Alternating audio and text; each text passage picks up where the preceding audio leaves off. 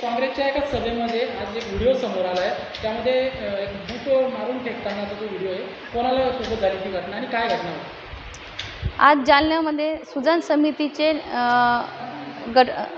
कार्यक्रम होता. तिथं पटेल साहेब म्हणून निरीक्षक आले होते. तिथं राजाभाऊ देशमुख, डॉक्टर कल्याण काळे साहेब, राजेंद्र राग हे सर्व होते.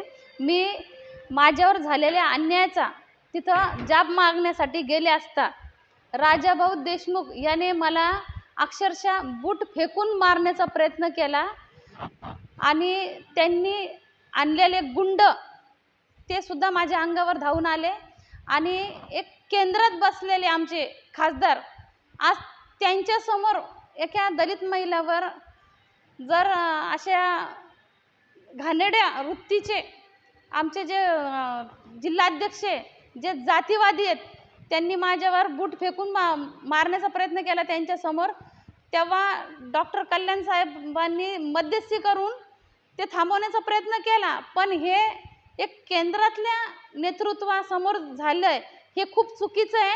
आज जर महिलावर ह्या नेतृत्वापुढे अन्याय होत असेल तर देशभरामध्ये जर महिलावर अन्याय झाला तर हे त्या महिलेला काय न्याय देऊ शकतात? आज मी एक दलित महिला असल्यामुळे त्यांनी मला दाबण्याचा प्रयत्न केला, बूट फेकून मारण्याचा प्रयत्न केला, गुंड आणून माझ्या अंगावर भिडवले त्यांनी. आज हे सगळं माझे निरीक्षक, माझे काँग्रेसचे वरिष्ठ पदाधिकारी बघत होते. राजाभाऊ देशमुखनी जालना जिल्ह्यामधली काँग्रेस ही शिंदे गटाच्या आणि भाजपच्या दावणीला नेऊन बांधलेली आहे. त्यांनी तिथं काँग्रेस संपवण्याची सुपारी घेतली. काँग्रेस पूर्ण त्यांनी तळातून नष्ट केलेली. माझ्या निरीक्षकाकडं आणि मी उद्या राहुलजी गांधींना भेटायला जाणार आहे. मी तिथं माझी एकच मागणी राहणार आहे की राजाभाऊ देशमुखची जिल्हाध्यक्ष पदावरून हकालपट्टी झाली पाहिजे.